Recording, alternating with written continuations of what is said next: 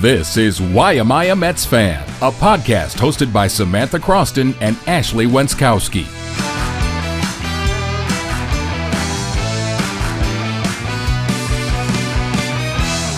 Hello, everybody. Welcome into another episode of the Why Am I a Mets Fan podcast. That's Ashley Wenskoski. I'm Samantha Croston, and we are sports reporters based in Syracuse, New York, who bring you this podcast about the facts, the farm, and the fascination behind the New York Mets.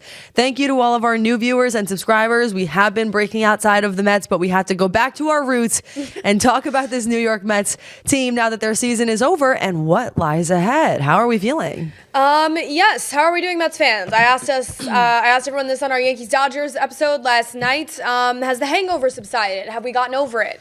I said that, I don't think I will get over it anytime soon, but I think the initial blow has kind of subsided. And also, who are we rooting for in this World Series? Because I know we've made it clear many a time that we are unfortunately rooting for the Dodgers, kind of between a rock and a hard place with this World Series, when you consider that the Dodgers ended the Mets season, but there's just no world that I live in where I can root for the Yankees. So, question of the week: which team are you rooting for and why?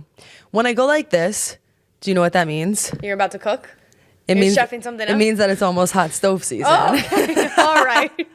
And Ashley put a really great little description of what that means. Maybe just tell us. This is so interesting to me. Maybe I'm just a nerd, probably. But I was on an MLB.com article about the nitty gritty, the X's and O's, the ins and outs of free agency hot stove season. Do you know why it is called the hot stove? Well, according to MLB.com, thank you for coming to class. The term is said to date back to the 19th century in small-town America, where people convened at general stores or post offices in the winter months and discussed various topics, baseball among them, while warmed by a pot-bellied iron stove. As the 20th century progressed and the sport took on and added prominence in the country, hot stove became to be embraced by sports writers as a meaning of describing off-season chatter and speculation that bridges the gap between the end of a season and the start of spring training. But I would say the hot stove is the hottest right after the World Series into December and kind of into the winter meetings. If you don't know, now you know. There are some ins and outs that she also wrote down. Officially, players become free agents the day after the conclusion of the World Series. However, they cannot sign with a new team until 5 p.m. ET, 5 days after the conclusion of the World Series. The trade market also opens up the day after the World Series finale. So to say that we are going to have things to talk about for a few weeks here would be an understatement. Yeah, that little 5-day period kind of gives teams a moment to discuss with their own players, their impending departing, questionably free agents. So usually you get a little break right after the World Series. A little World Series hangover gives you some time to digest. And then it's hot stove season, and the stove is hot, and the fire is cooking. Lots of hangover analogies for you. Are you doing okay? I am now. I did have quite the hangover this weekend, and we won't get into that, but yeah. I was thinking in my head, bummer that they didn't make it to the World Series, because we could have done another one of our clinks and shots. So we'll have to come up with other reasons and excuses to do that in the future. Shot, yeah. Exactly. Is important to remember before we even get into what's ahead, how the sheer amount of money that the Mets have coming off of the books. Ashley has this great graphic here. She did all of our notes today of what everyone is worth.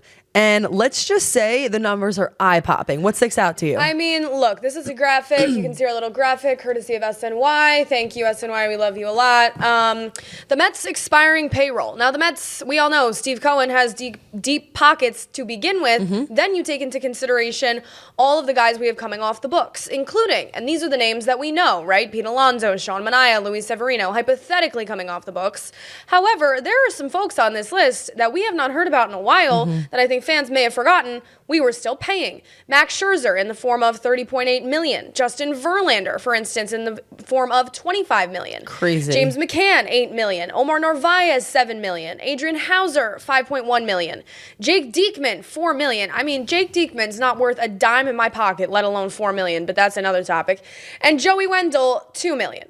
And then others for 4.9 million. So in terms of guys who didn't even play for the team this year or played for a very short amount of time, were not active down the stretch and throughout the run, that totals 86.7 million. That's a lot, and that doesn't even get into who actually played. Right, to who was actually worth something this season. That is astonishing to me, and I get it that that's just showbiz sometimes, but retained 86.7 million. For them to not eat, these are guys who are, some of them not, you know what I mean? They're not even on the team. It's just bad. It's very, very bad. The fact that we were still in the form of Max Scherzer and Justin Verlander shelling out $55 million is a lot to take in. And it's going to feel like a weight, I think, for the fans, obviously for Steve Cohen, to just know that much is coming back in and can be used elsewhere. A nice little tweet here from Danny Abriano from SNY. I believe this was a tweet, or what did he say? It was a tweet, but it was going into his article on SNY, yeah. Okay. Combine the Mets' terrific payroll situation, their emergence in 2024 as a legitimate World Series contender with a strong core of winning players, the willingness of owner Steve Cohen to outbid any team, and Stearns' measured aggression and savvy, and you get what should be an incredibly intriguing offseason.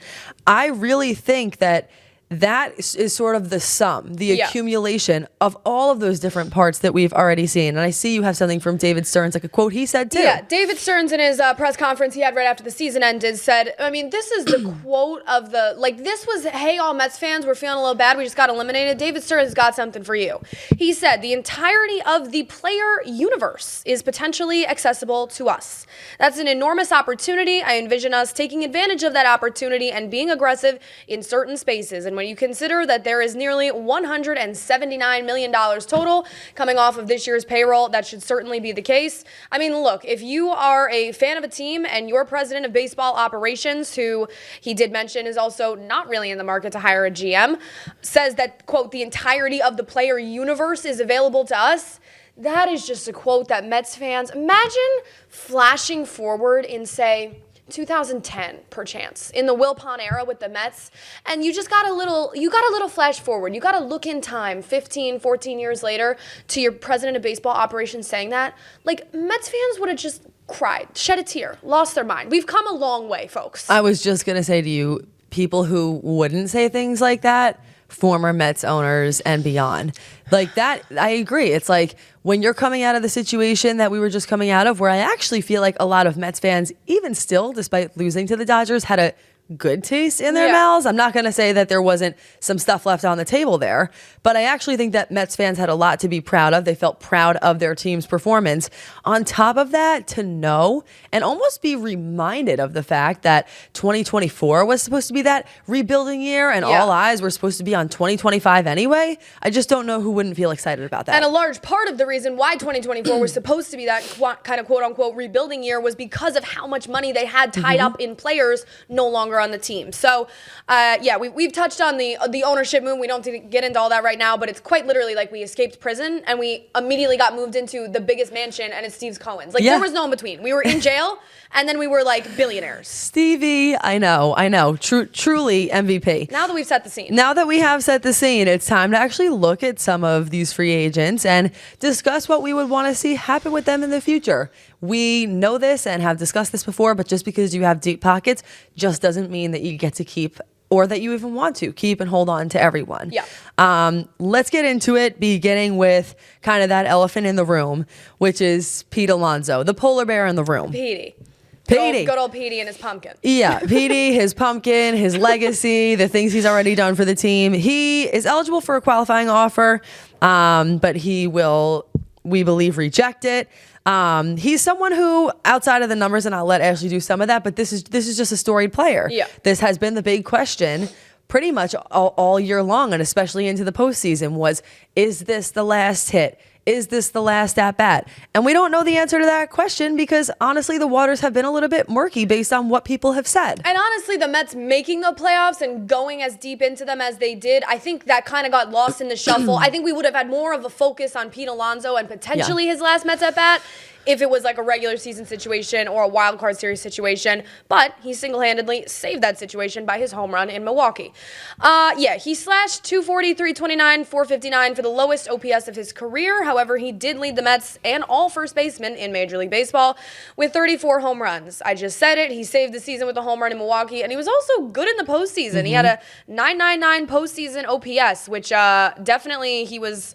We had some guys on this team kind of fall off the train here in terms of offensive production. Pete Alonso really did not. He's 29. I mean, look, we kind of have been through this.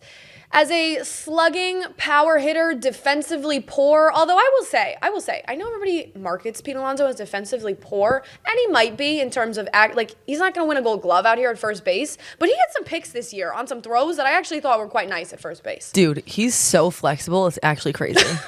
Like, honestly, I actually think that when they're showing the slow-mo shots, I'm like, how is he in a full-blown split right now? Pete Alonso for USA Men's Gymnastics. Anyways, it's not exactly the most coveted thing on the free agent market. Obviously, he's 29. As he gets into that 30 and over season, he's going to be on the wrong side of 30 very soon. But you also can't ignore that he's been the Mets, not the guy, because Lindor has been since he got here, but he's been one of the Mets' best position players since 2019. He obviously has provided, the franchise with some iconic moments with that sort of Rookie of the Year run, with the home run derbies, with the whole thing in the Polar Bear and whatever. And he's certainly a cornerstone piece, really, of this core that at this point I would say encompasses him, Lindor, Brandon Nimmo, and a few others. He rejected the 7-year, $158 million offer before his walk season. That actually came out a little bit into this year. I think the New York Post reported that in May or June. We didn't know that heading into this season. Here's the thing.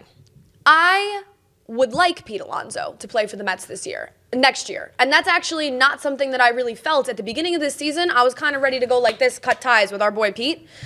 I think maybe it was his production in the postseason, whatever you want to call it. Maybe it was the run. I don't know. Maybe I still have rose-colored glasses on right now. I would like the Mets to sign Alonso, but I would like them to sign him for a price that makes sense. I think especially coming off a down year in many statistical categories, actually the worst of his career, there's no reason why they should go above that 7-year, $158 million offer. Now, they'll probably have to get to him to agree to it, but not much. If I'm the Mets, I'm not moving the chains much beyond that. And that is, sort of the problem. It's not to say that he necessarily made a bad decision in rejecting that offer, but it wasn't a good decision. I know. He didn't know, of course, what's going to happen, and I guess that's the risk that you take. Yeah. But yeah, he did have a down year, and now that is going to impact his stock. Listen, I don't think anyone is sitting here saying or discarding how much he has brought to this Mets organization. At the same time, I wouldn't say he's the top on my list or even the top 3 of must gets. Not even top 3. Probably not even top 3. Oh, wow. So I am sort of, I guess I'm on the fence on this one. It would have to be for a reasonable price. I don't want to see it going above and beyond that, just because I do think that there are other people who could find their way into the position and do a good job, even people who we already have. Like, you're telling me that, and I don't know if people will agree with me or not on this. I understand that this isn't his, core position, but could a Brett Beatty move into a first base role? I mean, yeah, Brett Beatty's not going to hit 34 home runs, though. That's the thing. Maybe he does at some point, but not right now. I understand that. I just, like I said, I definitely feel more so than at the beginning of the season. I'd love to see him stay. He's just not a top priority for me. Yeah, I don't entirely disagree with that opinion. I think I want him to stay for a price that makes sense. If the Mets overpay for Alonso, I'm not going to be happy, either in terms of contract years or in terms of money, because you also have to consider Lindor is kind of signed, not lifetime, but essentially lifetime. How many aging parts of this core, not that they're aging, but they will be in come 2 or 3 years, are we going to have here?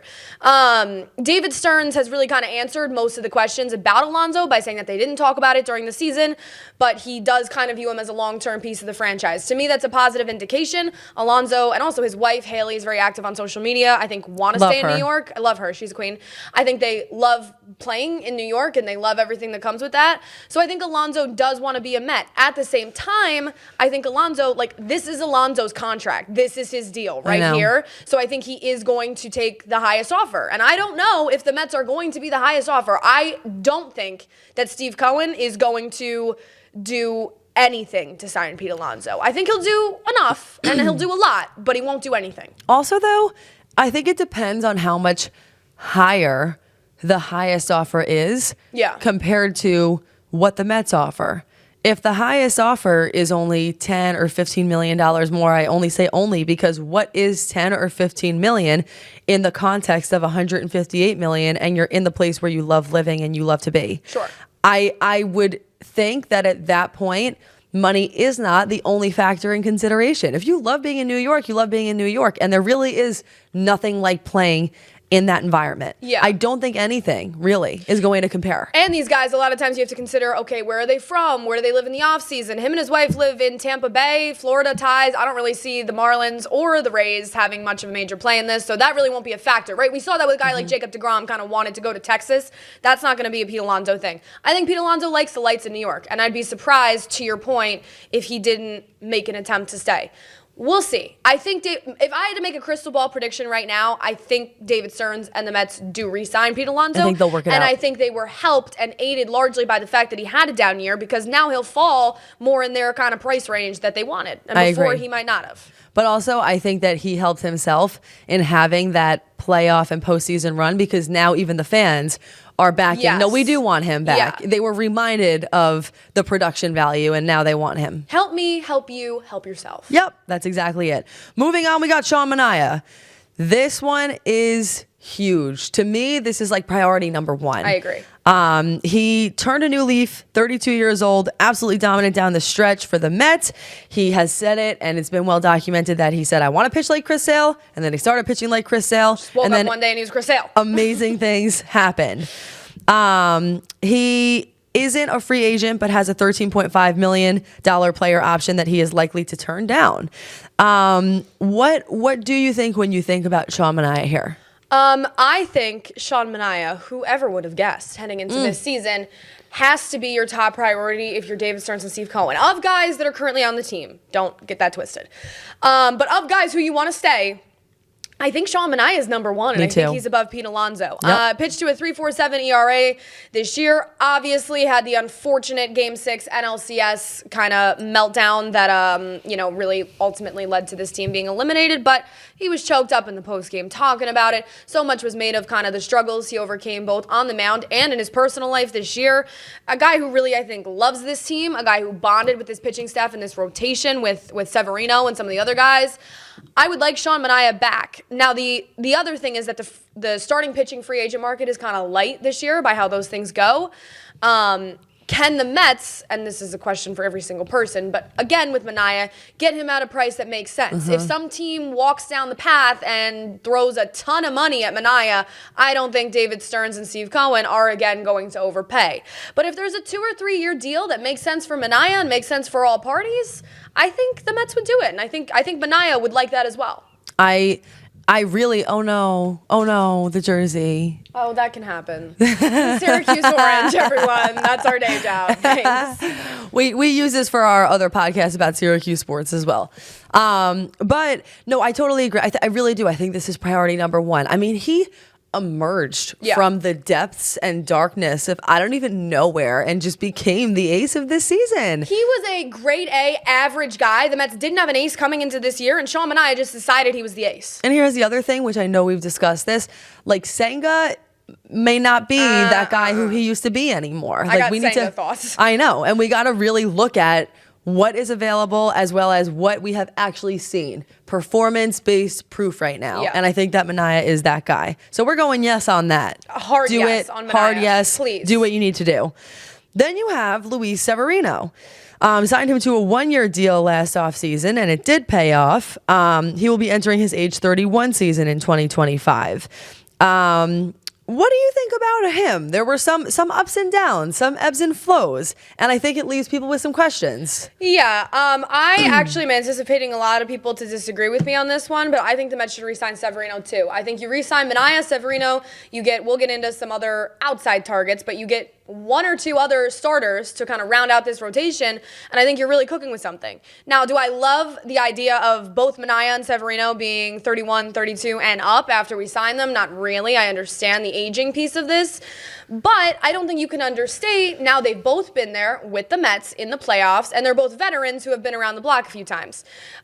He kept them in his 3 playoff starts for the most part. He wasn't really like dominant in those starts, I would say. He has a career 4.62 ERA in the postseason, which is something to consider if you're a team that's planning on having games to play in October in the near future here.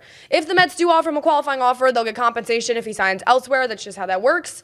I think Severino was consistent. He was solid this year all summer. He was solid down the stretch. Sure, he had a few that you'd want to kind of flush, throw out, and forget about. But I think Severino's a guy that you can kind of rely on every 5 days to give you a decent quality start. Again, same token as Manaea. If it makes sense for all parties, I could see a 1, 2, 3 year deal there to keep those two really at the top of the rotation and maybe joined by another ace caliber guy. I have to say I don't disagree with you at all. Like, I know we said coming into this, which we haven't done yet, but we were going to rank our 1, 2, and 3 top priorities.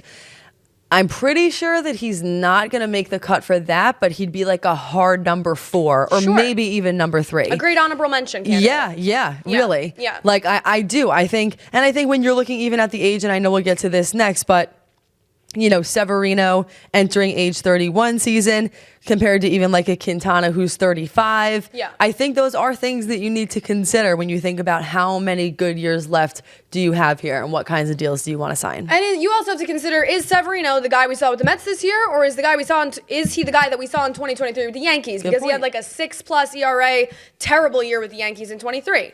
I tend to err more on the side that he's the guy who showed with the Mets this year. I don't know. We'll see. I would like Manaea and Severino back. Thanks for coming. You know, that's kind of been funny. I feel like that doesn't always happen to the Mets, but I feel like that did happen on several occasions this year where players came to the Mets and then they got better. I know, it was just kind of in the water. It really was. That's not something that normally happens. We move on to Jose Quintana, who had his ups and downs throughout the season, but he did great in the playoffs. 0.72 ERA and 4 starts, which I think is something you have to consider with all these players. Yeah. How did they perform in October? How did they perform when the pressure was really high? He is 35 years old. I think that's one other big factor to bring up here. What do you think about him? I think maybe it's the age that does it in for me. I think more than the age, I think the playoffs was great at the time, right? But throughout the year, he was so up and down. The one game I went to at Citi Field this whole summer, he was terrible. He just got rocked. That's really why she wants him to leave. Yeah, that messed was not up a her good whole city experience. It did. It messed up my city experience of the summer, all right, Jose? I think a guy like Quintana, look, he's 35. Like, how much do we have left in the tank? Am I going to be apt to pay Jose Quintana? Probably not. I don't think I'd be that upset to see Quintana go. And I don't think many Mets fans would disagree with you. So we'll just sign, seal, and deliver that and move on. JD Martinez. This is someone who hit 16 home runs for the Mets a year after hitting 33 home runs for the Dodgers. So sort of that reverse effect of what we just said. Inverse. His age right now, he is 37 currently? Yeah. Okay. So that's something to consider. Sure. Additionally, he hit 222 in the postseason. This is someone who we discussed a lot as having a good, at times, moments of greatness even in the first half, and the second half was not the same experience at all. Yeah, I think, look, like you said, he's a professional guy. He gave the Mets some production in the first half at DH. Kind of feels like it's a one-hit wonder with the Mets and JD. I like JD a lot. I actually love sniff. Cut the ties. That means that means I want him cut. Cut. No, I like JD. I wish Same. JD was younger and more in the prime of his career. That's like the most obvious sentence of all time. But I actually even got to talk to him when he's down here in Syracuse, and he was great. I think he was a great mentor to the young hitters on the Mets this season. JD, potentially we have a career as a hitting coach later on in life. She's already setting him up for his third stage. This is her really nice way of saying he's done here. She goes, you'd be a great teacher. Those who can't do, teach. Listen, okay. Well, that's actually was just going to be my next point, all right? He just had a baby. I actually think JD Martinez is going to retire from baseball. Like, I think that was it for JD. Maybe it was, maybe it wasn't. I think he has a home as a hitting coach. JD, let's just prepare the retirement package. I'm going to set you a very nice scene of the home. It's going to be great. Not the home, sorry. And she's like, he gave a lot to this company. family. We have a lot to thank him for. We do. Yeah, I think we're feeling the same way about it. You know, which we have a lot, which I think is a good thing. But I agree. I thought maybe two things can be true. Like, no one is saying that they aren't appreciative of the things that he brought this season, but decisions need to be made here, and this is a decision that we're willing to make together. Would you be interested in staying in New York as a bench coach position? Let us know. Let us know. Jesse Winker. Ooh, this one's an interesting one. Controversial. What'd you say? I said controversial. Yeah. I mean, he's a controversial guy as it is, man. Yeah, he is. But he brought a lot of energy. He's 31 years old. The questions would be endless with him as far as where he would fit in, but he is a left-handed batter. He is someone who performed really well. He performed well in clutch situations, and he did have a very, very unique energy that only he brought.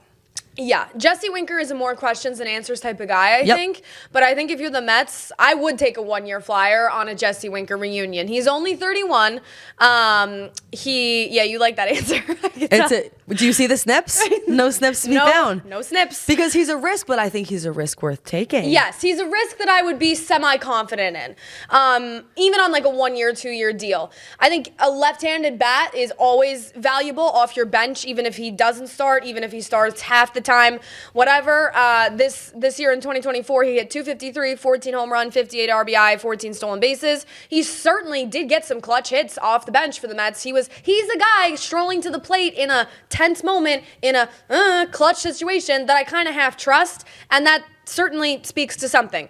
Whether he has a reserve spot in that outfield or is more of a starting role, I guess remains to be seen with who else they re-sign, but I kind of want Jesse Winker back. Yeah, Not at the top of the list. By no means, but I think I could confidently say that, and also confidently say I really would like him back if there's a way to make that possible. Yeah. At the end of the day, I do also think that you have to think about the guys who really helped to make the Met season and to make that season special. Yeah. You do want to bring back at least some guys who have that culture that you're trying to create, and we've said it before, and I'll say it again. I don't think that Jesse Winker is necessarily like peak Mets, but I think that he's the kind of guy who you like love him or hate him, and if he's on your team, you really love him. He brought the fire for sure. Yeah. And I actually appreciated and enjoy that. The culture stuff isn't everything, but it's certainly It's something. And it's To me, it something is. if you're a Mets team that you're trying to carry over this kind of, you surprised yourself, overachieving success into the next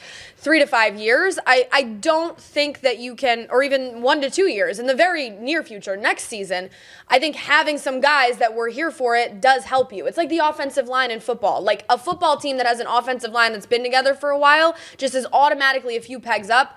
Whatever you want to say, I think that's kind of the same situation with some of these veterans who were here this year. I think that's an interesting analogy. Thank you. You're welcome.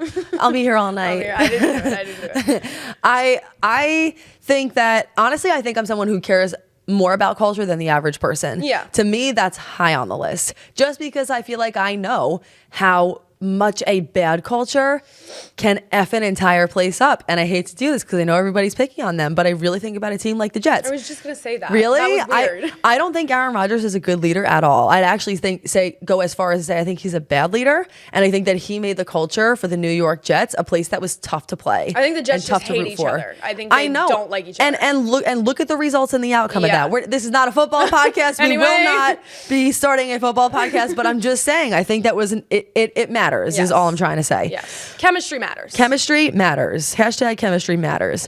Then you have Harrison Bader. Mm-hmm. This is honestly my most I'm confused player, and I'm not sure what to do about him. He plays center field. He actually plays center field really quite well. At the plate, he did have some difficulties throughout the year, but I also did think he had some good moments, especially in the clutch. There are also some other players who could be playing at that position, so it's a lot to consider here. Yeah, I think honestly his biggest thing is like what he provides you in center field defensively. I think there was a lot of times where Bader wouldn't start a game, wouldn't be in a game, and you'd kind of bring him in for that 8th, 9th inning defensive, shore up the defense kind of thing in a tight game.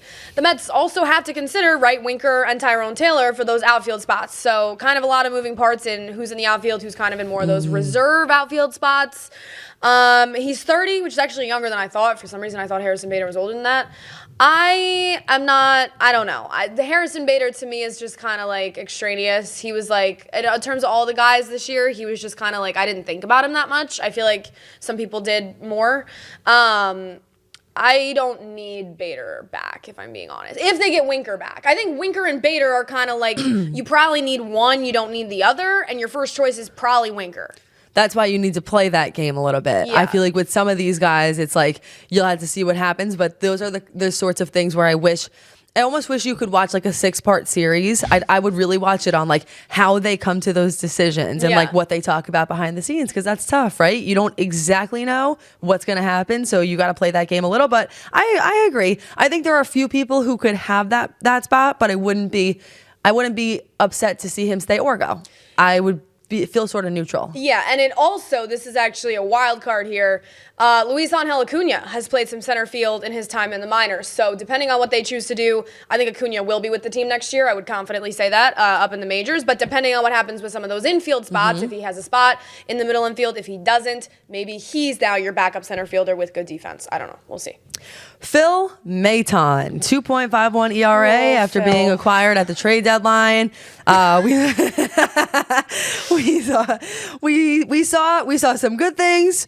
We saw some bad things at times when it really mattered. What's the plan, Phil? It's like from Modern Family, you know that. What's the plan, Phil? Yeah, honestly, you said Bader's your guy you're most torn on. I think Maton's the guy I'm most torn on. I understand that.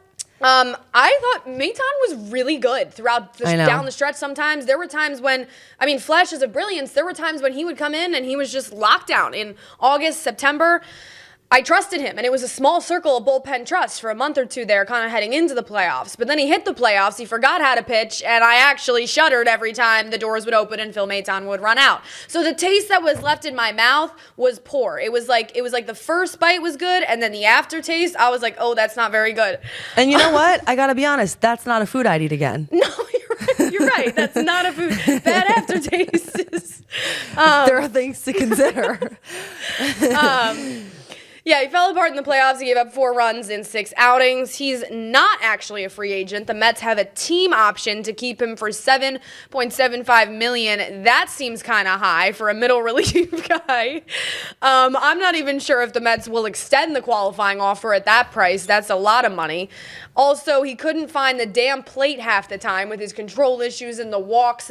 He falls in the category, if you've been watching this podcast for a few months, of guys that I cannot stand, including but not limited to Steven Matz, Tyler McGill, of guys that I watch have a mental meltdown. I do not like when I can see your brain starting to melt out of your head when you're on the pitcher's mound. Not a good attribute. Phil Maton's in that category. He fell out of the bullpen circle of trust. And honestly, as I'm talking myself through it, at that price, I'm not interested. Are you snipping? I'm snipping, I think. It's okay to do it. At that price, if he was cheaper, I'd consider it. But unfortunately, Sharks, I don't think I'm there. I'm out.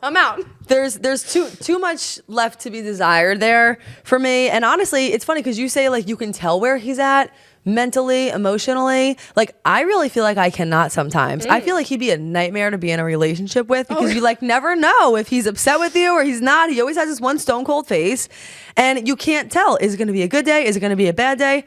I don't trust guys like that. I got to really know where your head's at a little bit more. Yeah. I'm not saying I want to see it on your face and see a meltdown, but I need to like know some sort of where are we at here? Yeah. And it was so stone cold. Never even really any excitement when things went well. Kind of freaked me out. I know there's nothing wrong with that. It just kind of freaked me out a little bit. Yeah, he either came in and struck out the side or came in and like literally flushed the game. At least from the ones I was watching. That's probably not true as a whole, but. And that's not a risk I'm willing to take. Then you have Ryne Stanek, who I'll just say right off the top, like to me, that's an in. I just feel comfortable saying that. I want to lock him in. He's high up, a priority for me. I know. I'm not saying that he was always, there is definitely some recency bias there for me, and I'm admitting that. Yeah. Like, clearly, he did well in the postseason, and that's something that I saw and I loved. But I'm going to say it. That matters to me. I want to pay guys who perform well in October. Yeah. That's the kind of guys who I want to give my money out to. I liked how expressive he was. I liked that he was emotional. And when you talk about your bullpen circle of trust, really, who's the guy you put in that?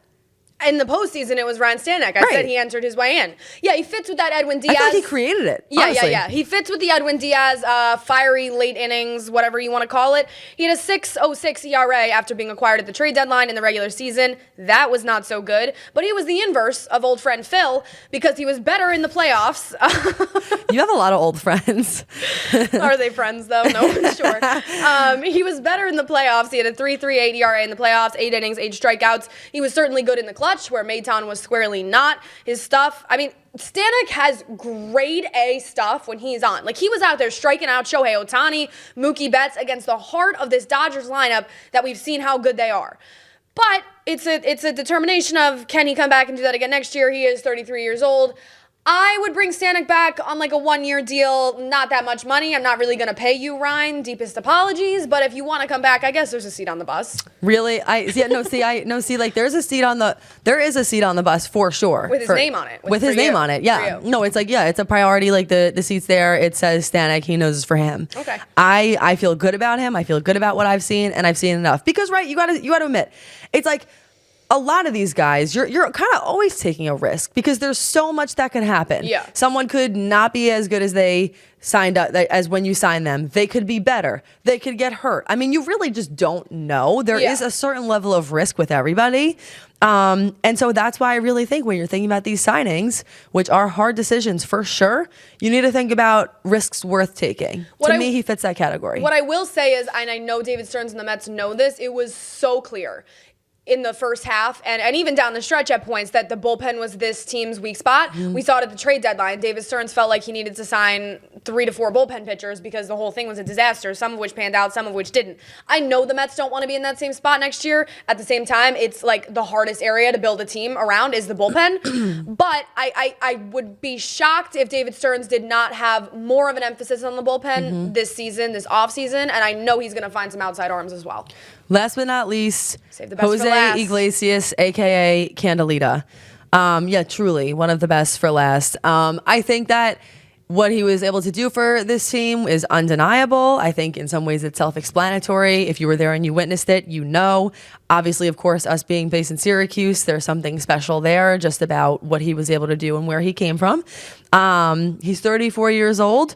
He is a really great infielder, and I think we have discussed to a certain extent, you know, the bat wasn't necessarily there in the postseason, but I don't know, for some reason with him, I don't know if it's because we've talked about him a lot or what it is, but I think of the whole season when I think of him, not just one moment. Yeah, and the bat was certainly there in the regular season. No doubt. I mean, he finished the year hitting .337. I had to do a triple take at that. Like, this guy started his season in good old Syracuse, New York, and finished the year in New York hitting .337, ended the year on a 22-game hitting streak, 26 RBI, not a power guy, 4 home runs, 6 stolen bases. He was so good in the clutch in the regular season. Again, we saw that did fall off in the playoffs a bit. He revived his career, certainly, for the next few years, however long he wants to play. Someone's going to pay him at this point. Not a lot, but enough. He's going to get a decent contract offer somewhere. I think this season changed his life. Yes, really. I agree. Also, he's a Latin pop star. I don't know if it's going to be the Mets. Do I feel as though he fits in very well with the Mets? Obviously, with the Candelita, a team that really does appreciate its kind of Latin culture and the guys who are on this team and, you know, Candelita and Pitbull and all that. Like, it all fits so nicely. I don't know if this is the one that I'm going to say, like, people might not agree. He's the one for me that I'm just like, maybe from a baseball standpoint, it doesn't make the most sense, but I still want him back. And I get one mulligan like that. The emergence of Acuna, right? Ronnie Mauricio might be coming back up, although his injury progress seems to be stalled. So everybody's very high on Mauricio, and I don't really know where that's going at this current time.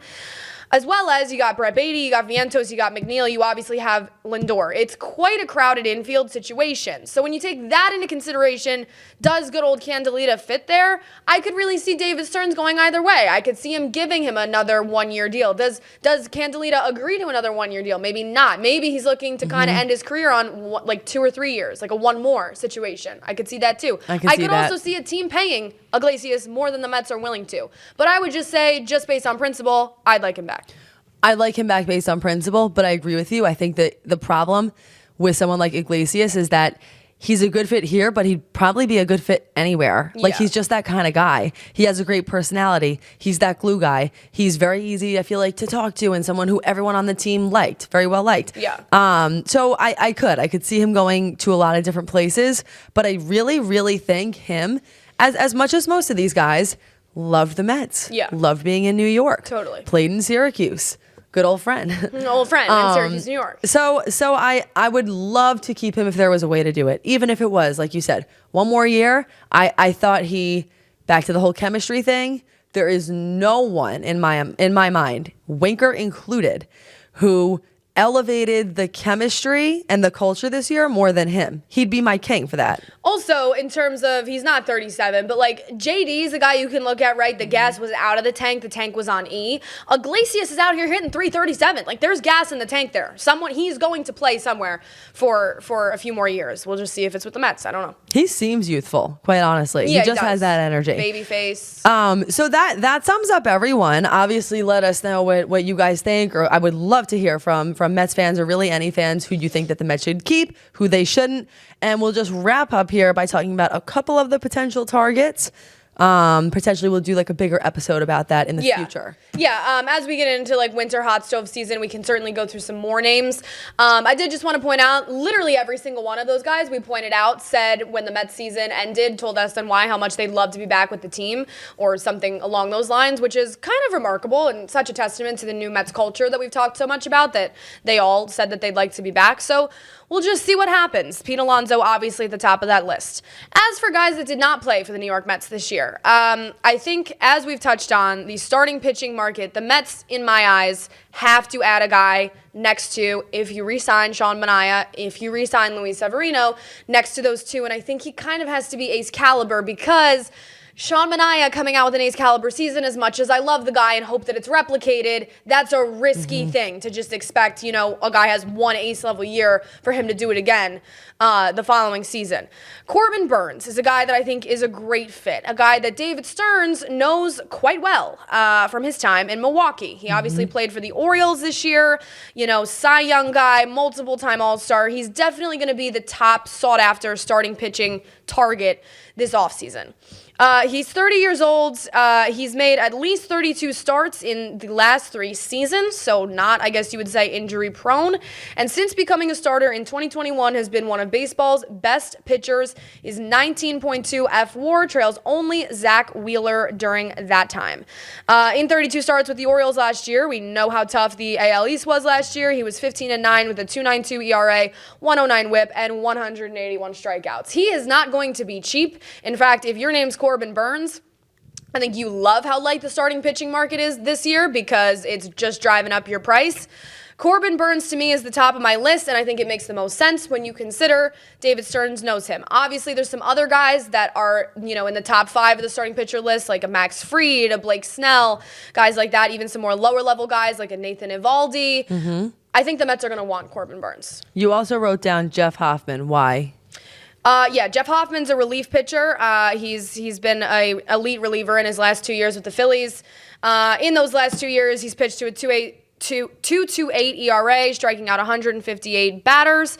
In 7 seasons before that, he never posted an ERA below 3.83. I think that he is a guy that would really bolster this bullpen, because those stats I just ran through, he's proven. He's not inconsistent. Tried and true. Tried and true. Trustworthy. Trustworthy, you might say. In the circle of trust. I think Jeff Hoffman would be an immediate addition to the circle of trust. He's really elevated his sinker recently. He has strikeout ability, but he's not afraid to pitch to contact, which is good for the Mets when you consider that how good their defense is up the middle with double play balls. I think Hoffman would fit in really well. I think you want to get a grade A caliber relief pitcher if you're the Mets. Like I said, I think you need a few relief pitchers, but I think you really need a grade A guy, a proven, tried and true, not a Phil Maton where you don't know what's going on. 100%. And listen, end of the day, I do think starting pitching, I think bullpen, these are things that have to be priorities. The only other person she had on this list is Juan Soto. I think if you know anything about ball, you know why we have him down. This is a big fish, and the Dodgers want him too, and I understand that, and I do anticipate that being problematic, quite honestly.